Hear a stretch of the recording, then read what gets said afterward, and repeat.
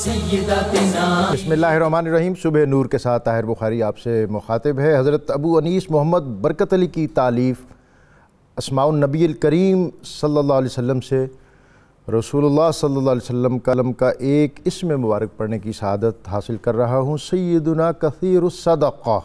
صلی اللہ علیہ وآلہ وسلم، ہمارے سردار کثرت کے ساتھ صدقہ و خیرات فرمانے والے، درود و سلام بھیجے اللہ آپ صلی اللہ علیہ وسلم پر اور آپ صلی اللہ علیہ وسلم کی آل پاک اور صحابہ کرام پر۔ سیدنا ابو ہریرہ رضی اللہ تعالیٰ بیان کرتے ہیں کہ رسول اللہ صلی اللہ علیہ وسلم نے ارشاد فرمایا کہ بے شک مومن کے وہ اعمال اور نیکیاں جن کا ثواب اسے موت کے بعد پہنچتا رہتا ہے، ان میں سے ایک وہ علم ہے جو اس نے لوگوں کو سکھایا اور پھیلایا، دوسرا نیک بیٹا، نیک اولاد جو اس نے اپنے پیچھے اچھی تربیت کے ساتھ چھوڑی، تیسرا قرآن پاک جو اس نے لوگوں کو سکھایا اور ورثے میں چھوڑا، چوتھا مسجد جو اس نے تعمیر کی، پانچواں مسافر خانہ جس سے لوگوں نے استفادہ کیا، اور چھٹی وہ نہر جو جاری کی اور لوگ اس سے مستفید ہوئے، ساتواں صدقہ ہے جو اس نے اپنی زندگی اور صحت کی حالت میں اپنے مال سے نکالا۔ ان تمام اعمال کا ثواب اسے موت کے بعد بھی پہنچتا رہتا ہے۔ اللہ تعالی ہمیں اپنی زندگی میں یہ توفیق دے کہ ہم اس قسم کے اعمال کریں جن کا اجر ہمیں موت کے بعد بھی پہنچتا رہے، اور یہ احساس ہمارے ذہن میں جاگزیں رہے کہ بالآخر ایک دن ہمیں اس دنیا سے جانا ہے، اور جب جانا ہے تو پھر ہماری یہاں کا جو ترکہ ہے، جو ہمارے اموال ہیں، وہ تو یہیں رہ جانے ہیں۔ بہترین مال وہ ہے جو ہم اس زندگی میں اللہ کے راستے میں خرچ کر کے اس کو آخرت کا توشہ بنائیں۔ ناظرین، آج جب میں اس ٹرانسمیشن کے لیے گھر سے نکل رہا تھا تو جو باد نسیم تھی، جو خوشگوار ہوا تھی، وہ مشام جاں کو معطر کر رہی تھی، اور اس کے اندر گویا ایک یہ پیغام تھا کہ خوشبو یہ کہہ رہی ہے کہ وہ راستے میں ہیں۔ ربیع الاول ماہ نور، اس کی پر نور ساعتیں جلوہ گر ہو چکی ہیں، جس پر میں اہالیان پاکستان اور پوری امت مسلمہ کو مبارکباد پیش کرتا ہوں۔ کھلے جنت کے در رحمت کے دن صلی علی آئے، مبارک مرحبا اہلاً و سہلاً مصطفیٰ آئے۔ عربی میں ربیع الاول کے معنی ہے پہلی بہار، کس قدر خوشکن، خوشگوار، پرمسرت اور دل موہ لینے والا یہ تصور ہے۔ یعنی بہاروں میں، ایک تو بہار کا آج خود تصور بہت خوشگوار ہے، لیکن پھر بہاروں میں بھی پہلی بہار، اور اہل محبت اس کو پھر یوں کہتے ہیں کہ ربیع فی ربیع فی ربیعی و نور فوق نور فوق نوری، یعنی بہار کے موسم میں، بہار کے مہینے میں اس جان بہاراں کی آمد، جس سہانی گھڑی چمکا طیبہ کا چاند، اس دل افروز ساعت پہ لاکھوں سلام۔ اور اصغر گونڈوی نے کہا تھا کہ وہ راز خلقت ہستی، وہ معنی کونین، وہ جان حسن ازل، وہ بہار صبح وجود، وہ آفتاب حرم نازنین کنج ہرا، وہ دل کا چین، وہ ارباب نظر کا مقصود۔ اور ماہر القادری یاد آئے، انہوں نے کہا تھا کہ واقعہ یہ ہے کہ یاد رخ جانا کے بغیر زندگی کیا ہے، مسلسل شب تنہائی ہے۔ یا رسول اللہ، آپ سے پہلے نہ خوشبو تھی نہ رانائی تھی، آپ آئے ہیں تو دنیا میں بہار آئی ہے۔ اور مولانا ظفر علی خان نے کہا کہ اے خاور حجاز کے رخشندہ آفتاب، صبح ازل ہے تیری تجلی سے فیض یاب، زینت ازل کی ہے تو رونق ابد کی تو، دونوں میں جلوہ ریز ہے تیرا ہی رنگ و آب، چوما ہے قدسیوں نے تیرے آستان کو، تھامی ہے آسمان نے جھک کر تیری رکاب، اور شایع ہے تجھ کو سرور کونین کا لقب، نازاں ہے تجھ پہ رحمت دارین کا خطاب، پیدا ہوئی نہ تیری مواخات کی نظیر، لایا نہ کوئی تیری مساوات کا جواب۔ لا تعداد درود و سلام ہو نبی اکرم رسول محتشم صلی اللہ علیہ وآلہ وسلم پر، جن کی ذات وجہ تخلیق کائنات ہے۔ ناظرین، آج کا جو موضوع ہے وہ ظاہر ہے ایک تو ربیع الاول کی آمد، لیکن اس میں اس کے ساتھ بطور خاص جس ہستی سے آج ہم نے اکتساب فیض کرنا ہے، وہ کاشانہ نبوت کی زینت بننے والی ام المساکین حضرت زینب بنت خزیمہ رضی اللہ تعالیٰ عنہ ہیں، جو اپنے جود و سخا کے سبب بہت انفرادیت کی حامل تھیں۔ ابتدائی طور پر ایک اور دو اور پھر تیسری، یعنی ایک آپ کے شوہر غزوہ بدر میں شہید ہوئے، دوسرے شوہر غزوہ احد میں شہید ہوئے، اور پھر اس کے بعد نبی اکرم صلی اللہ علیہ وسلم نے ان کو اپنے دامن رحمت اور سائے عاطفت میں جگہ دی، پناہ دی۔ بہت عظیم المرتبت اور جلیل القدر ہستی ہیں، ان کی بارگاہ میں اپنی عقیدتوں، ارادتوں اور محبتوں کے نذرانے پیش کریں گے۔ اس کے ساتھ ساتھ بر صغیر جو ہے اس کی تاریخ تصوف اور اس کے کریے اور کوچے صوفیاء کی تعلیمات سے مزین، منور اور آراستہ ہیں، اور بالخصوص یہ خطہ پنجاب جس کو اقبال نے کہا تھا کہ خاک پنجاب از دم او زندہ گشت، صبح ما از مہر او تابندہ گشت، اسی خطہ پنجاب میں ایک اولوالعزم ہستی حضرت پیر مہر علی شاہ گولڑوی ہیں، پٹھوار کی وادی میں، اسلام آباد کے جوار میں، بلکہ اسلام آباد ان کے قدموں میں ہے، پاکستان کا دارالخلافہ ان کے پہلو میں ہے۔ ان کا عرس آج اس کا اختتامی روز ہے جو اپنے پوری شان و شوکت اور روایتی طرز و احتشام سے منایا جا رہا ہے۔ بر صغیر کی تاریخ تصوف اور بالخصوص اس میں آپ کا جو ایک علمی مقام ہے اس کے حوالے سے آج ہم بات کریں گے، اس لیے کہ اس میں حوالہ بطور خاص یہ ضرور دینا چاہوں گا کہ جو ہماری بر صغیر کی تاریخ ہے، علمی تاریخ، فکری تاریخ، اس میں اقبال جیسا عبقری نابغہ اور جینیس ہمیں اور نہیں ملتا، لیکن اقبال نے جس در پر اپنا سر جھکایا وہ حضرت پیر مہر علی شاہ گولڑوی ہیں کہ جب یورپ میں انہیں ٹائم اینڈ سپیس پر اور ابن عربی کے فلسفے اور نظریات پر بات کرنے کے لیے روانہ ہونا تھا تو انہوں نے ایک عریضہ لکھا پیر مہر علی شاہ کی خدمت میں کہ اس وقت پورے بر صغیر میں کوئی اور دروازہ نہیں ہے جس کو اقبال رہنمائی کے لیے کھٹکھٹا سکے۔ حضرت پیر مہر علی شاہ عالم استغراق میں تھے، ان کے آخری ایام تھے، اور اقبال نے اس پر معذرت بھی چاہی کہ اگرچہ مجھے یہ بھی گمان ہے کہ میرا یہ عریضہ آپ کے لیے تھوڑے تکلف کا باعث اور تکلیف کا باعث ہوگا، لیکن بہرحال ہمیں رہنمائی کے لیے آپ جیسے ایسے صوفیاء جن کے دروازے پر علم کا پرچم سربلند ہو انہی کی طرف رجوع کرنا ہوتا ہے۔ تو حضرت پیر مہر علی شاہ رحمۃ اللہ علیہ آپ کی بارگاہ میں آج ہم عقیدتوں، ارادتوں اور محبتوں کا نذرانہ پیش کریں گے۔ آپ چشتی نظامی سلسلے کے بہت بڑے شیخ تھے اور اس کے ساتھ آپ پیران پیر شیخ عبد القادر جیلانی کے خانوادے کے عظیم سپوت بھی تھے، اور اس کے ساتھ ساتھ وسطی پنجاب نے بہت بڑی نقش بندی خانقاہ جنہوں نے احیاء سنت کے حوالے سے بہت گراں قدر خدمات سر انجام دی، شیر ربانی حضرت میاں شیر محمد پوری رحمۃ اللہ علیہ، آپ بہت اولوالعزم ہستی ہیں، اور بالخصوص یہ جو سینٹرل پنجاب ہے اس کے دائیں بائیں ارد گرد جتنی بھی نقش بندی خانقاہیں ہیں وہ حضرت میاں شیر محمد شرک پوری رحمۃ اللہ علیہ آپ ہی سے اکتساب فیض کرتی ہوئی نظر آتی ہیں۔ یہ شرک پور شریف جو ہے یہ لاہور کے بالکل نواح میں ہے، اور ان کی شخصیت سے آج اور ان کی تعلیمات سے بھی ہم اکتساب فیض کریں گے، روشنی حاصل کریں گے۔ ان کا عرس جو ہے وہ بھی آج شرک پور شریف میں آپ کے آستانے پر شروع ہو رہا ہے۔ ان سب باتوں پر اور موضوعات پر بات کرنے کے لیے آج ہمارے ساتھ بہت وسیع پینل موجود ہے۔ ان کی طرف جانے سے قبل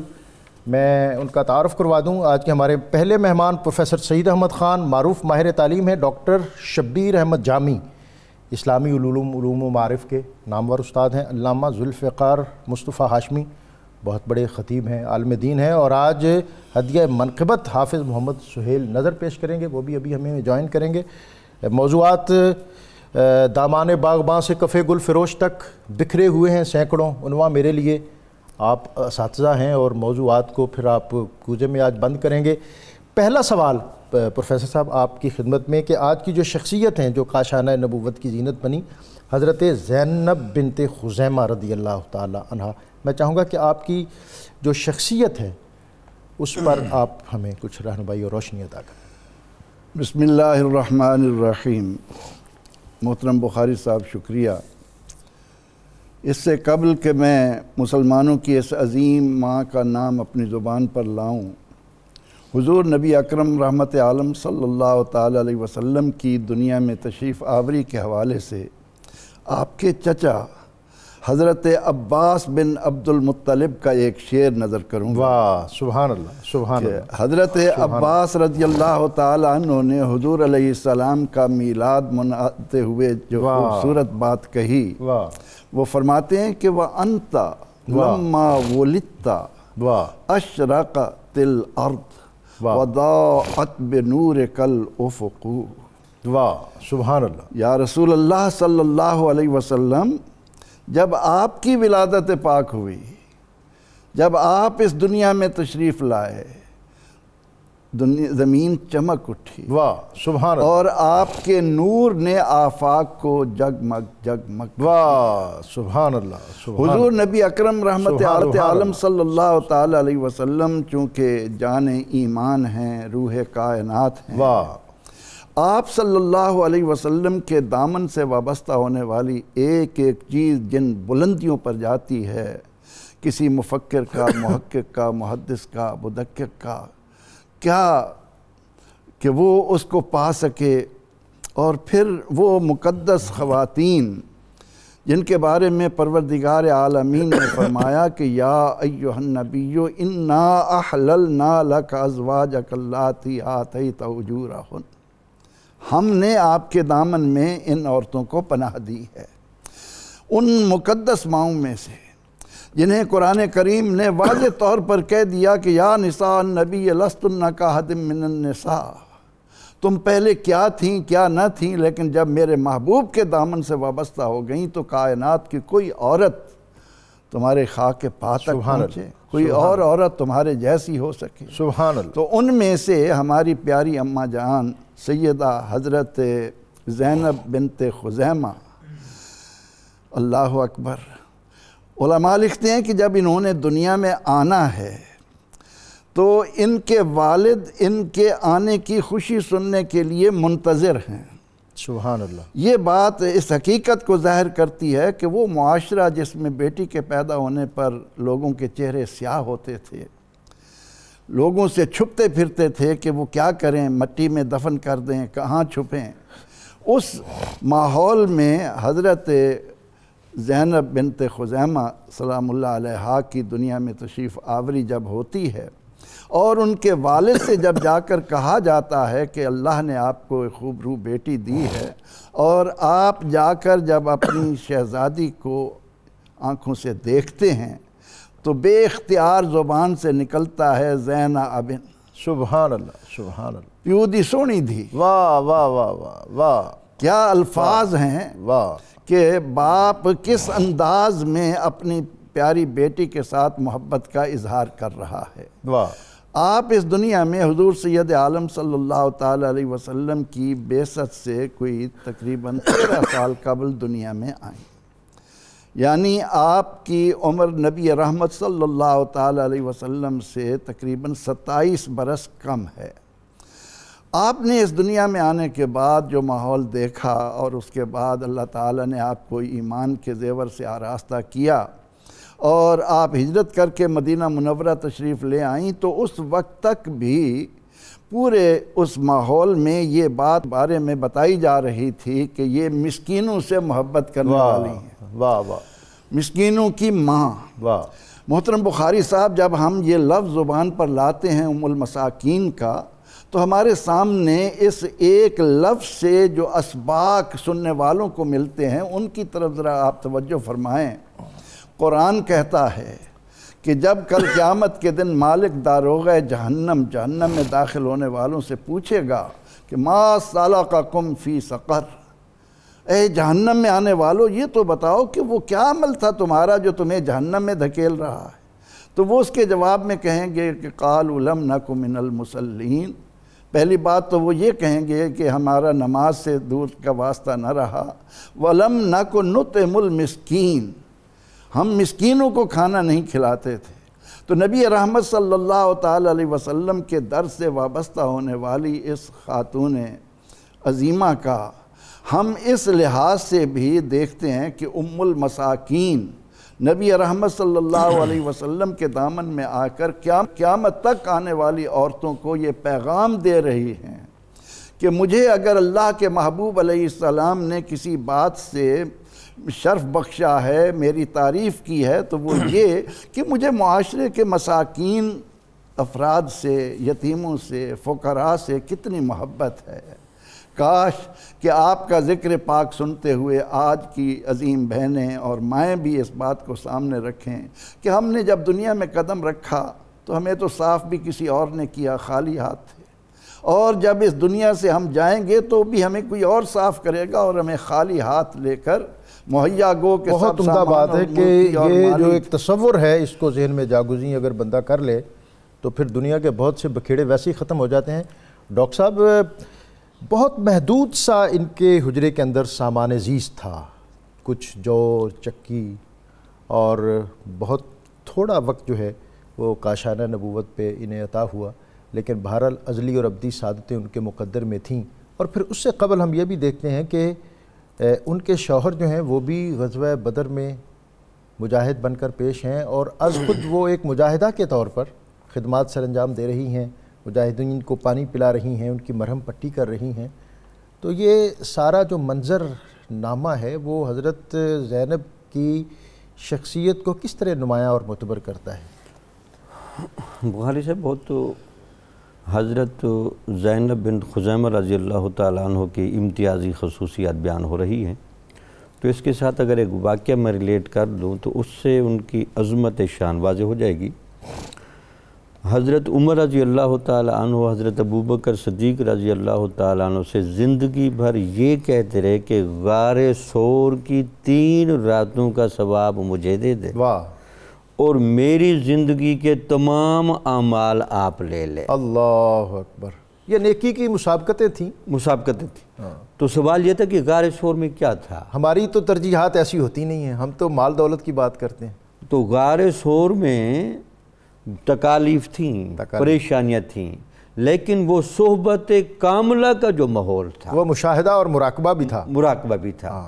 وہ حضرت ابوبکر صدیق رضی اللہ تعالیٰ عنہ 3 دن اور 3 راتیں جس قربت کے ساتھ چہرہ نبوی کو دیکھا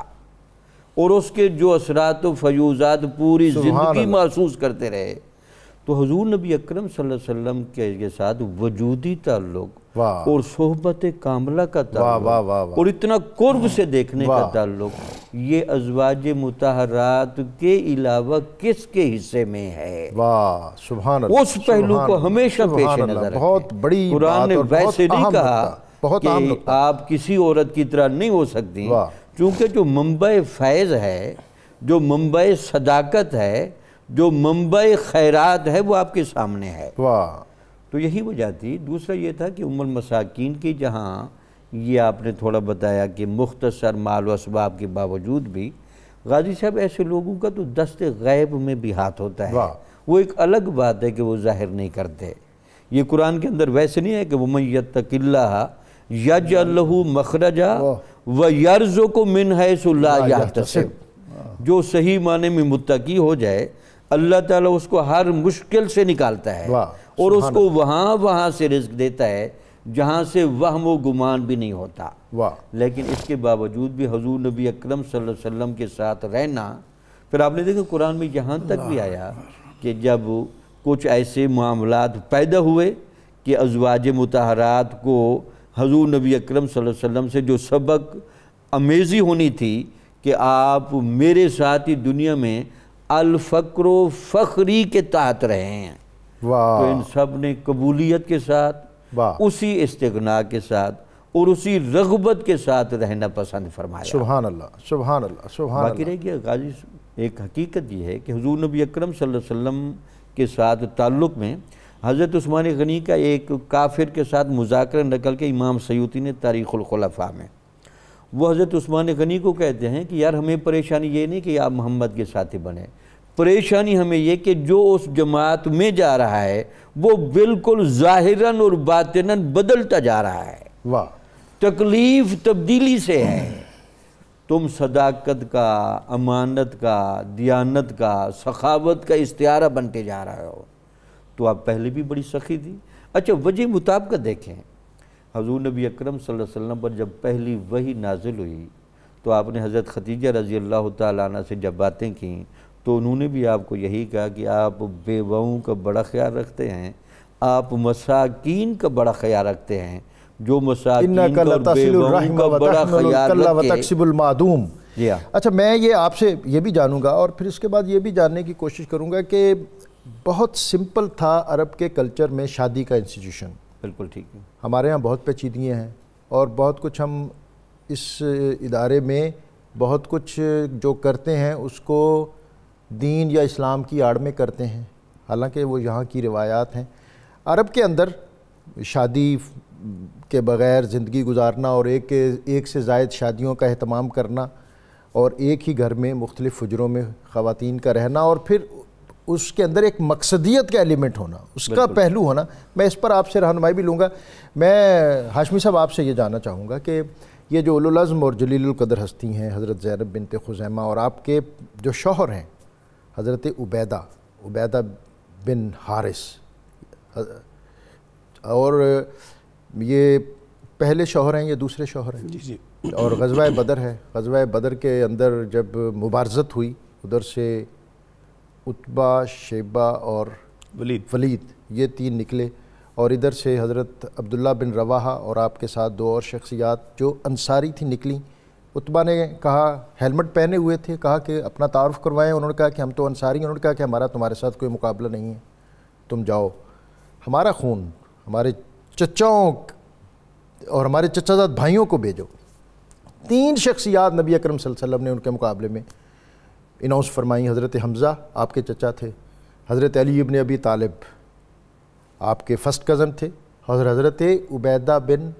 حارث، یہ جو اس اولو العزم ہستی جلیل القدر شخصیت حضرت زینب بنت خزیمہ کے شوہر یہ میدان میں آئے۔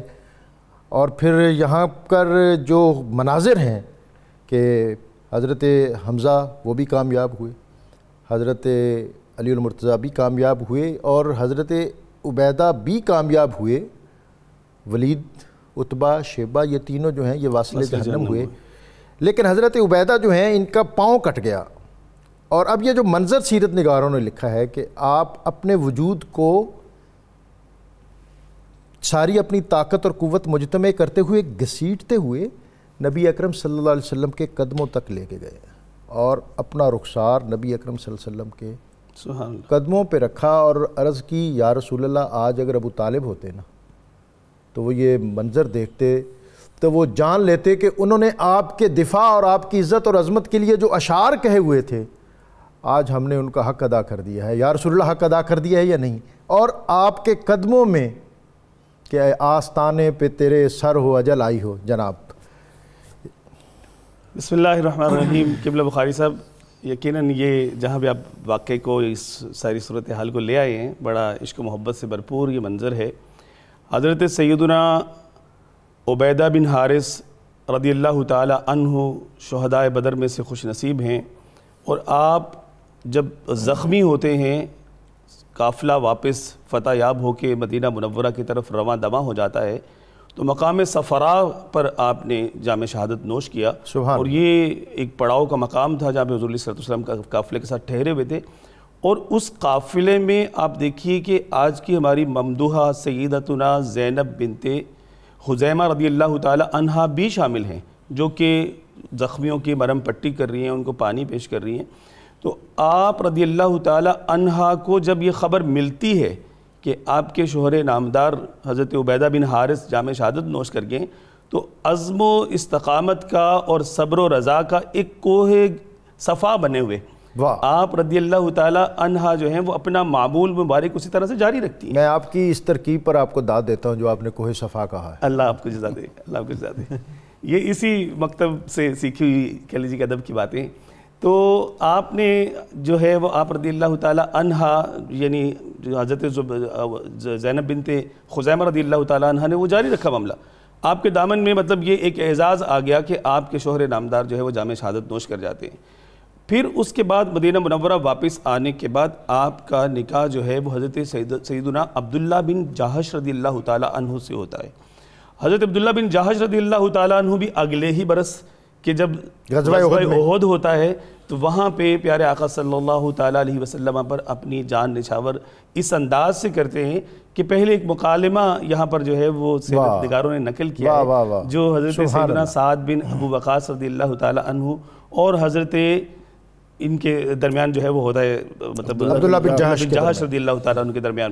وہ بڑا خوبصورت مکالمہ ہے۔ دونوں کہتے ہیں کہ آؤ ہم دعا کرتے ہیں، کونے میں چلے جاتے ہیں اور ہر ایک دوسرے کی دعا پر آمین کہے۔ دعا یہ پہلے کی جاتی ہے کہ حضرت سعد بن ابی وقاص رضی اللہ عنہ دعا کرتے ہیں کہ میرا کل مقابلہ ایک ایسے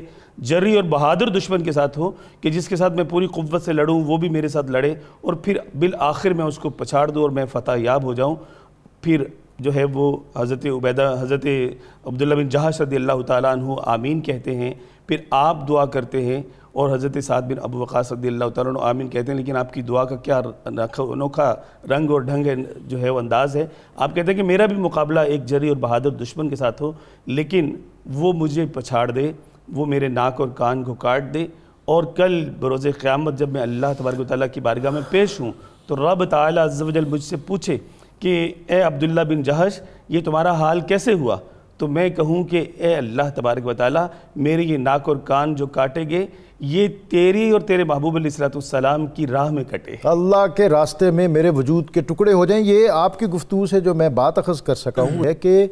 جو ترجیح اول تھی وہ دین تھا، بے شک، اور دین کے پرچم کو سر بلند کرنا تھا۔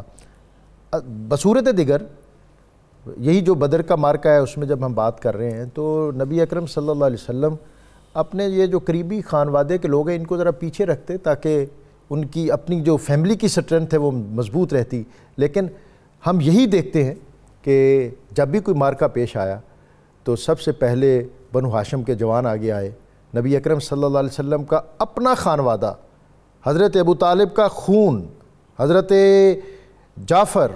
حضرت علی المرتضیٰ، حضرت حمزہ، یہ وہ جلیل القدر ہستیاں ہیں جنہوں نے ہمیشہ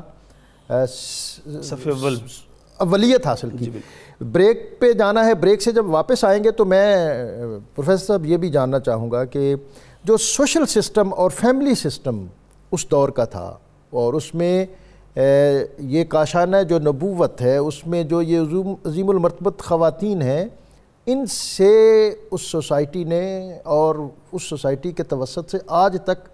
لوگوں نے کس طرح اکتساب فیض کیا اور کیا حکمتیں تھیں اس میں۔ ناظرین یہ وقت ہے ایک بریک کا، درود پاک کا نذرانہ پیش کیجیے نبی اکرم صلی اللہ علیہ وسلم کی بارگاہ میں، اور درود و سلام کے زمزمے اس بریک میں سماعت کرنے کی سعادت بھی حاصل کیجیے۔ اللہم علی آلہ وصحبہ وبارک وسلم وسیدتنا زینب وسیدنا حسن وسیدنا حسین۔ صبح نور میں آپ کو ایک مرتبہ پھر خوش آمدید۔ آج ہم بات کر رہے ہیں ام المساکین ام المومنین سیدہ زینب بنت خزیمہ سلام اللہ علیہا رضی اللہ تعالی عنہا آپ کی، اور آگے ہم اس کے ساتھ متصل کریں گے حضرت پیر مہر علی شاہ صاحب اور حضرت میاں شیر محمد شرک پوری کا تذکرہ۔ نبی اکرم رسول محتشم صلی اللہ علیہ وسلم نے فرمایا خیرکم خیرکم لأہلی وانا خیرکم لأہلی، کہ تم میں بہترین وہ ہے جو اپنے اہل و عیال کے، اپنے قبیلے، اپنے خاندان اور اپنے گھر والوں کے لیے بہتر ہے، اور میں اپنے گھر والوں کے لیے تم میں سب سے زیادہ بہتر ہوں۔ ہم لوگ باہر بہت خوش کن اور خوشگوار ہوتے ہیں، گھر میں جیسے ہی داخل ہوتے ہیں تو ہمارا جو طرز عمل ہے وہ بہت رف اور روڈ ہو جاتا ہے، اور ہم سمجھتے ہیں کہ شاید اپنے اہل خانہ کے ساتھ، اپنی بیوی کے ساتھ، اہلیہ کے ساتھ گداز اور محبت بری بات کرنا یہ ہماری مردانگی کے خلاف ہے۔ نبی اکرم صلی اللہ علیہ وسلم گھر میں تشریف لاتے تو گھر کے کام کاج میں اپنی بیویوں کا ہاتھ بٹاتی۔ حضرت عائشہ صدیقہ فرماتی ہیں کہ ایک دن نبی اکرم صلی اللہ علیہ وسلم اپنے جوتے کو پیوند لگا رہے تھے اور میں چرخہ کاٹ رہی تھی۔ اب بات تو اگر میں اتنی ہی کروں تو یہ بھی کافی ہے، لیکن اس سے آگے وہ حضرت عائشہ کہتی ہے کہ آپ کے جبین اقدس پر پسینے کے جو قطرے نمودار ہوئے، مجھے یوں لگا جیسے کائنات کی روشنیاں اس میں سے پھوٹ رہی ہیں، اور میں نے اس امر کا اظہار کیا نبی اکرم صلی اللہ علیہ وسلم کی بارگاہ۔ تو نبی اکرم صلی اللہ علیہ وسلم میری یہ بات سن کر خوش ہوئے، اور آپ نے فرمایا کہ عائشہ یہ جو تو نے میرے چہرے پر آنے والے پسینوں سے نور اور خوشبو کی بات کی ہے، مجھے اس سے بھی بڑھ کر جو تیرا محبت بھرا جملہ ہے مجھے اس کی خوشی ہوئی ہے۔ یہ وہ اسلوب ہے، یہ وہ طرز حیات ہے، یہ طرز زیست ہے جو نبی اکرم رسول محتشم صلی اللہ علیہ وسلم نے ہمیں عطا کیا کہ گھروں کی زندگی جو ہے وہ خوشگوار ہونی چاہیے. اور ناظرین اگر کسی کے گھر کی زندگی خوشگوار نہیں ہے تو وہ معاشرے میں سماج میں بھی عروج ارتقاء اور ترقی حاصل نہیں کر سکتا. نبی اکرم صلی اللہ علیہ وسلم گھر میں تشریف لاتے تو سلام کرتے اور آہستگی سے سلام کرتے تاکہ اگر کوئی جاگ رہا ہے تو اس کا جواب دے دے اور اگر کوئی سو رہا ہے تو یہ سلام اس کی نیند میں خلل کا باعث نہ بنے. یہ بہت نازک چیزیں ہیں جن کو نبی اکرم صلی اللہ علیہ وسلم نے بہت باریک بینی کے ساتھ ہماری سوسائٹی کو عطا کیا. اور جب ہم خانواد نبوت کی بات کرتے ہیں اور بالخصوص امہات المومنین اور ازدواج مطہرات کی بات کرتے ہیں تو یہ ساری نزاکتیں اور یہ خاندان کے چھوٹے چھوٹے پہلو اور خوشیاں وہ ہمیں انہی سے نظر آتی ہیں. اور خواتین جو ہیں یہ بلا شبہ فیملی کا اور خاندان کا اور سوسائٹی کا نصف ہے. اور اس نصف کے لیے اسلام نے تعلیم، جب اسلام نے زندگی کے کسی گوشے کو تعلیم اور تربیت کے بغیر نہیں چھوڑا تو یہ کیسے ممکن تھا کہ آبادی کے نصف کو، سوسائٹی کے نصف کو یعنی خواتین کو وہ تعلیم اور تربیت کے بغیر چھوڑ دیتے. اس کے لیے ایک اہتمام تھا اور وہ اہتمام کیا تھا؟ جی پروفیسر سعید احمد خان صاحب. حضور نبی اکرم رحمت عالم صلی اللہ علیہ وسلم کے لیے پروردگار عالمین نے تو یہ کہا کہ ہم نے آپ کو تمام جہانوں کے لیے رحمت بنا کر سبحان اللہ. لیکن خود سرور کائنات صلی اللہ علیہ وسلم اپنی زبان اقدس سے اس حقیقت کو یوں بیان فرما رہے ہیں کہ اے دنیا والو انما انا رحمت مہدات، واہ میں وہ رحمت ہوں جو اللہ نے تمہیں تحفے کے طور پر دی ہے. واہ واہ سبحان اللہ سبحان اللہ. اللہ جل مجدہ کہ اس تحفے کی بدولت کائنات کا کون سا گوشہ تاریک رہ سکتا ہے. واہ. ام المساکین سلام اللہ علیہا کی حیات طیبہ کے نقطہ نظر سے اگر ہم دیکھیں تو کیا وہ خوبصورت منظر ہے کہ زخمیوں کو پانی پلا رہی ہیں، مرہم پٹی کر رہی ہیں، اور اپنی آنکھوں سے جب اپنے شوہر حضرت عبداللہ بن جحش رضی اللہ عنہ کی میت کو دیکھتی ہیں تو ذرا بھی آپ کے پائے استقلال میں لغزش نہیں آتی. اب انہوں نے اس غم کو بھی اسی خوشی کے ساتھ برداشت کیا، مگر اس موقع پر نبی رحمت صلی اللہ تعالیٰ علیہ وسلم نے قیامت تک آنے والے مسلمانوں کو جو درس دیا ہے وہ یہ ہے کہ یہ اسلام کا مزاج ہے کہ حق کے لیے اس نے اپنے آپ کو سربلند رکھنا ہے. واہ. اور اس راہ میں مردان نے حر نے کام بھی آنا ہے. واہ سبحان اللہ. اب جب معاشرے کے اندر عورتیں اس حال میں آئیں تو کیا ان کو ان کی حالت پر چھوڑ دیا جائے؟ تاریخ ہمیں بتاتی ہے کہ جن قوموں نے ان عورتوں کی خبر نہیں لی وہ کس مصیبت کا شکار ہوئے، ان میں کیا کیا وبائیں آئیں. رحمت عالم صلی اللہ تعالیٰ علیہ وسلم عمر کے 55 سے 60 سال کے حصے میں ہیں. آپ صلی اللہ علیہ وسلم اپنے اس عمل سے ہمیں بتا یہ رہے ہیں کہ ایک تو بیویوں کے ساتھ عدل کرنا ہے. واہ سبحان اللہ. یہ شرط لگا دی کہ اگر انصاف کر سکتے ہو تو 4 تک تمہیں اجازت ہے، اور آپ صلی اللہ علیہ وسلم نے انصاف نہ کرنے والوں کو 1 سے زیادہ کی اجازت نہیں دی. تو جب معاشرے کے اندر اسلامی تعلیمات ہوں، اللہ کی محبت، نبی علیہ الصلوۃ والتسلیم کی اطاعت اور آپ کے اسوہ حسنہ کا جذبہ کار فرما ہو، اور اس صورت میں اگر ایسی کیفیت پیدا ہو جائے کہ عورتیں بیوہ ہو رہی ہیں، عورتوں کو پناہ نہیں مل رہی، تو نبی رحمت صلی اللہ علیہ وسلم نے ام المساکین کے ذریعے ہمیں یہ بتایا کہ انہیں اپنی زوجیت میں لے کر ان کا سائبان بن جاؤ تاکہ معاشرہ جو ہے بے راہ روی سے اس کو بچایا جا سکے. تو نبی رحمت صلی اللہ تعالیٰ علیہ وسلم نے اس معاشرتی پہلو کو بھی اجاگر کیا. اور پھر حضرت ام المساکین، ان کے بارے میں تو آپ کو معلوم ہے کہ جب ازواج مطہرات نے عرض کی کہ یا رسول اللہ صلی اللہ علیہ وسلم ہم میں سے سب سے پہلے کون دنیا سے جائے گا، تو آپ صلی اللہ علیہ وسلم نے یہ نہیں فرمایا کہ کیا سوال کر رہی ہو، بلکہ فرمایا کہ وہ جس کے لمبے ہاتھ ہیں. تو وہ سمجھیں کہ شاید حضرت سودا کی طرف اشارہ ہے، وہ ذرا وجود میں طاقتور تھیں، لیکن حضور علیہ الصلوۃ والتسلیم کی مراد حضرت زینب بنت خزیمہ. ویسے تو یہ پروفیسر صاحب سارا گرانہ ہی جود و سخا اور لطف و عطا کا منبع ہے، اور پھر اس میں بھی اگر کسی کو تفرد اور امتیاز میسر آئے تو یہ تو بہت بڑی بات ہے۔ پیر مہر علی شاہ صاحب کی بڑی معروف نعت ہے۔ اقبال ایک دن اپنے اقبال جو میکلوڈ روڈ والا گھر ہے ڈاکٹر صاحب، تو اس میں تھے، اور باہر سے کوئی بڑا دلسوز آدمی پر نور لہجے میں اج سکھ متران دی ودیری ہے، کیوں دلڑی اداس گھنیری ہے، لوں لوں وچ شوق چنیری ہے، اج نینا لائیاں، یہ پڑھتے گزرا تو اقبال پر ایک رکت طاری ہوگی، کیفیت طاری ہوگی، اور اپنے خادم کو بھیجا، یا پتہ کرو دیکھو یہ کون ہے، اور اس کو بلا کے لاؤ، اور پھر وہ نعت سنی پوری، سبحان اللہ ما اجمل کا ما احسن کا ما اکمل کا، کتھے مہر علی کتھے تیری ثنا، گستاخ اکھیاں کتھے جا لڑیاں۔ برِ صغیر کی جو تاریخ تصوف ہے، ایک تو تصوف صوفیہ نے اپنی خانقاہوں میں، ایک وہ ہے جو کل بھی ہم بات کر رہے تھے کہ یہ رسم خانقاہی ہے غموں اندوہ دل گیری، نکل کر خانقاہوں سے ادا کر رسم شبیری۔ پیر مہر علی شاہ وہ شخصیت ہیں کہ جنہوں نے خانقاہ سے نکل کر رسم شبیری ادا کی 25 مارچ 1900، یعنی آج سے 119 سال قبل بادشاہی مسجد میں مبالہ کا مقام طے ہوا، اور آپ ایک علماء کے ایک عظیم ڈیلیگیشن کے ساتھ لاہور ریلوے اسٹیشن پر اترے، اور بہت بڑا مارکہ تھا، پورا لاہور آپ کے استقبال کے لیے امڈ آیا۔ میں ایک بات کر کے بس آپ کی گفتگو سے اکتساب کروں گا، بہت بڑا ہجوم تھا، استقبالیہ جلسہ تھا، تو آپ نے اس سے اعراض کیا، اور آپ کے ساتھ آپ کے جو خلیفہ اور شاگرد تھے مولانا محب النبی،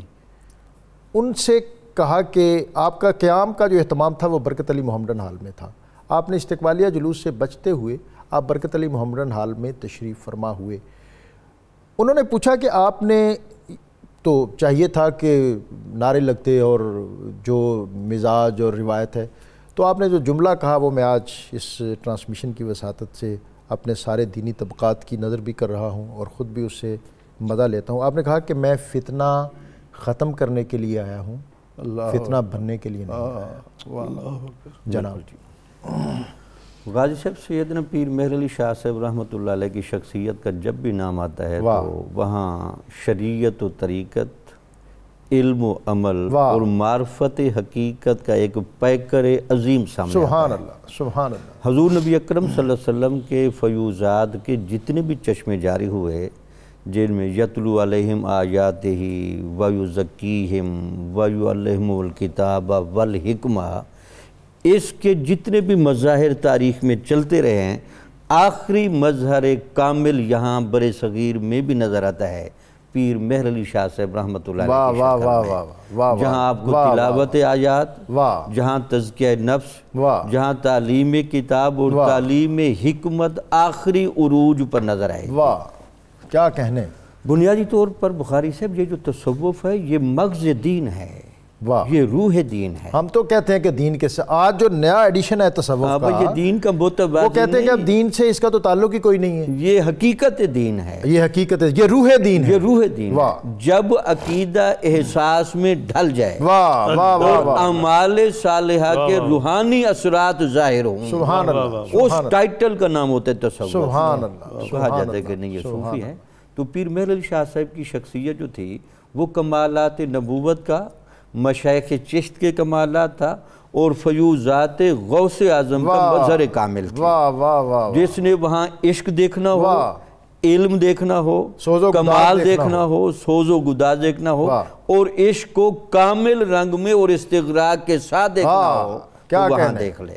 تو وہی آپ کا رنگ تھا جو آپ نے کلام میں فرمایا۔ جو وادی حمرہ میں حضور نبی اکرم صلی اللہ علیہ وسلم نے آپ کو صرف زیارت ہی نہیں فرمائی، اور جتنا قریب کر کے اپنا نقشہ دکھایا، اور جس بات پر تنبیہ فرمائی، اے میرے بیٹے، میرا بیٹا ہوگا، عشاء کی سنتیں چھوڑ دینا۔ یہ تو آپ جیسے لوگوں کو زیبا بھی نہیں، آپ کی ایک تو سیادت کی گارنٹی دی کہ آپ میری نسل سے ہیں، دوسرا یہ کہا کہ بچے آپ کو راہ عظیمت کا مسافر بننا ہے، یہاں سنت غیر مؤکدہ نہیں چھوڑی جاتی۔ یہ بہت بڑا جملہ ہے آپ کا کہ راہ عظیمت کا مسافر بننا ہے۔ جی ہاشمی صاحب، جی کہ پیر مہر علی شاہ صاحب نے عظیمت کا راستہ اپنایا، رخصت کا نہیں، اور آپ نے چیلنج دیا اور چیلنج قبول کیا، اور پھر مباہلہ کے لیے یہاں تشریف فرما ہوئے۔ یہ حضرت قبلہ پیر مہر علی شاہ صاحب رحمۃ اللہ تعالی علیہ کی بہت بڑی خدمت ہے جو تعصب قیامت جو ہے وہ تابندہ اور زندہ رہے گی، کہ آپ نے پیارے کریم آقا صلی اللہ تعالی وسلم کے ختم نبوت کے جو تحفظ کے لیے ایک عظیم فریضہ سر انجام دیا، اور سیف چشتیائی کے نام سے دیگر کتابیں بھی آپ نے اس پر لکھی جو آپ کی یادگار تصانیف میں سے ہیں، شمس الہدایہ ہے۔ تو یہ صوفیہ کرام رحمہ اللہ تعالی علیہ مجمعین کے ہاں ناموس رسالت کے تحفظ کا مشن، ختم نبوت کے تحفظ کا مشن، اور پیارے آقا صلی اللہ تعالی علیہ وسلم کی سنت مبارکہ پر عمل کا جو ہے التزام نظر آتا ہے، یہ خصوصیت ہے۔ دین جو ہے وہ تو ہے ہی نبی اکرم صلی اللہ علیہ وسلم کی اداؤں میں کھو جانے کا نام۔ جی بالکل ایسا ہی، جہاں آپ کھڑے ہوں کھڑا ہونا دین ہے، جہاں بیٹھ جائیں وہاں بیٹھ جانا دین ہے، جہاں آپ قدم آگے بڑھا دیں وہاں قدم آگے بڑھا دینا دین۔ جی ہاں، آج ہم دوسری ہستی جن کا ذکر کرنا چاہ رہے ہیں حضرت میاں شیر محمد شرک پوری رحمۃ اللہ تعالی علیہ، تو آپ دیکھیے کہ ابھی بچپن ہے آپ کا، لیکن اس وقت بھی آپ کے ہاں سنت مبارکہ کے التزام کی یہ صورتحال ہے کہ آپ رحمہ اللہ اپنے سر مبارک پہ چادر اوڑھ کے رکھتے ہیں۔ واہ، اور آپ کے گھر کے قریب اکثر و بیشتر ایک مجذوب چکر لگایا کرتا اور آ کر لمبے لمبے سانس لیتا۔ تو لوگوں نے پوچھا بھئی آپ یہ کیوں ایسا معاملہ کرتے ہیں؟ تو کہتے ہیں مجھے یہاں سے ایک اللہ کے ولی کی خوشبو آتی ہے۔ آپ کے شیخ کامل حضرت میاں بابا جی امیر الدین کوٹلہ شریف والے رحمۃ اللہ تعالی علیہ، آپ بھی اکثر جو ہے وہ چکر لگایا کرتے۔ اگر آپ رحمۃ اللہ تعالی علیہ کی تعلیمات کو دیکھیں تو آپ ادب سکھاتے ہوئے، قرینہ سکھاتے ہوئے، دین سکھاتے ہوئے لوگوں کو سب سے زیادہ جس چیز کا اہتمام کرنے کا حکم دیتے ہیں وہ پیارے آقا صلی اللہ علیہ وسلم کی محبت ہے، درود پاک کی کثرت ہے۔ آپ کے فرامین میں سے اگر چند ایک میں یہاں پہ موقع سمجھتے ہوئے پیش کرنا چاہوں تو آپ فرماتے کہ اپنے ہمسائے کو اپنے سالن سے تکلیف نہ دو، حدیث پاک ہے۔ اور اس کی آپ جو ہے وہ تلقین اپنے مریدین کو فرماتے کہ جس کا ہمسایہ اس سے ناراض ہے اس کا رب ناراض ہو جاتا ہے۔ واہ سبحان یہ اللہ، خوبصورت تعلیمات ہیں۔ پھر آپ فرماتے ہیں کہ لوگوں کو لا الہ الا اللہ کا مفہوم پتہ نہیں ہے، اگر یہ سمجھ آ جائے تو لوگوں کے اعمال درست ہو جائیں۔ ہاشمی صاحب تذکرے ایسے ہیں کہ یہ بات سے بات نکلے اور چراغ سے چراغ جلے اور پھر پہروں گزر جائیں، اور اقبال بھی آپ کی خدمت میں حاضر ہوا اور پھر ملاقات ہوئی تو وہ جو معروف جملہ ہے کہ اقبال نے جو کہا تھا کہ مرض سے گناہ سے نفرت ہونی چاہیے، گناہ گار سے نہیں۔ تو مجھے سجادہ نشین جو ہیں شرک پور شریف کے، ان سے میں نے یہ دو بزرگوں سے بھی اور پھر ان سے بھی سنی، تو میاں صاحب نے اقبال کے گھٹنے پہ یا کندھے پہ عذرائے شفقت ہاتھ رکھا اور کہا بیلیا، آپ کا انداز تخاطب کا، بیلیا تو تے ناراض ہی ہو گئے ہیں۔ اور اقبال کہتے ہیں کہ انہوں نے جو ہاتھ رکھا میرے کندھے پر تو ایک نور سا میرے جسم میں کوند گیا۔ اور پھر اقبال کی وہ بڑی معروف نظم اشعار ہیں، جنہیں میں ڈھونڈتا تھا آسمانوں میں زمینوں میں، وہ نکلے میری ظلمت خانہ دل کے مکینوں میں، نہ پوچھ ان خرقہ پوشوں کی ارادت ہو تو دیکھ ان کو ید بیضا لیے بیٹھے ہیں اپنی آستینوں میں، اور تمنا درد دل کی ہو تو کر خدمت فقیروں کی، نہیں ملتا یہ گوہر بادشاہوں کے خزینوں میں، اور خاموش ہے دل بھری محفل میں چلانا نہیں اچھا، ادب پہلا قرینہ ہے محبت کے قرینوں میں۔ میں اپنے مہمانوں کا بہت زیادہ شکر گزار ہوں، اور یہاں وقفہ ہے درود پاک کا۔ درود پاک سے اپنے قلوب و اذہان کو مزین کیجئے، خود بھی پڑھیے اور سماعت بھی کیجئے۔ میں آپ کو ایک مرتبہ پھر خوش آمدید۔ سیدہ زینب بنت خزیمہ رضی اللہ تعالیٰ عنہ، آج آپ کا تذکرہ ہم نے بطور خاص کیا، اور اس میں میں ایک بات ضرور اپنے ناظرین سے شیئر کرنا چاہوں گا کہ نبی اکرم صلی اللہ علیہ وسلم اپنی ازدواج کے جو پیرنٹس ہوتے تھے، ماپے جنہوں نے کہنے ہیں، ان لاز سسرال، اور اپنی جو ازدواج مطہرات تھی ان کی سہیلیاں،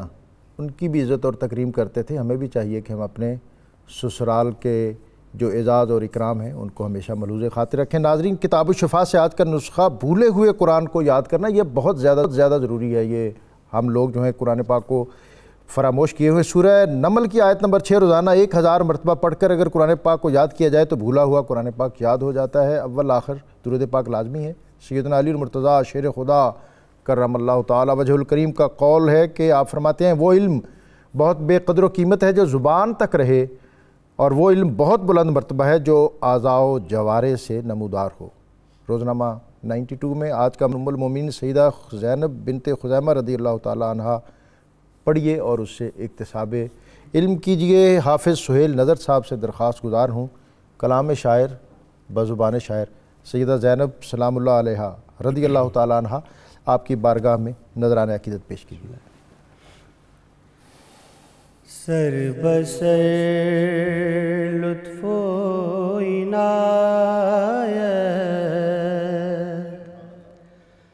چارہ ساز و چارہ گر، واہ واہ واہ واہ واہ، سر بسر لطف و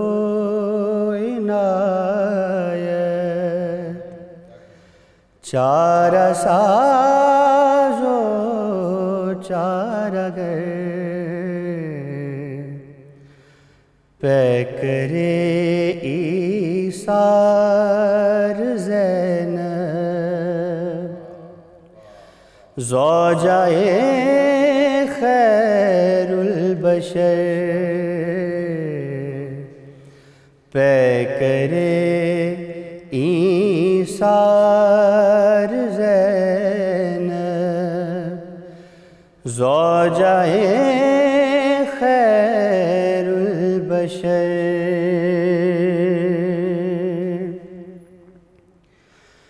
دو جہاں میں آپ کی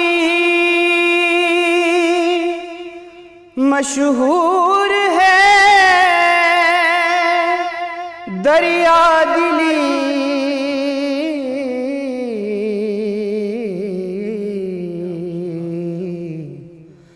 میری بھی جانب ہو یا ام المساکین ایک نظر، میری بھی جانب ہو یا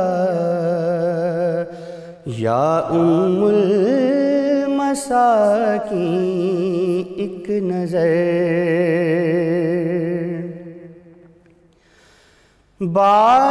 بادشاہوں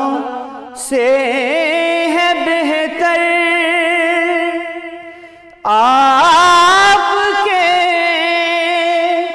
در کے فقیر، سبحان اللہ سبحان اللہ،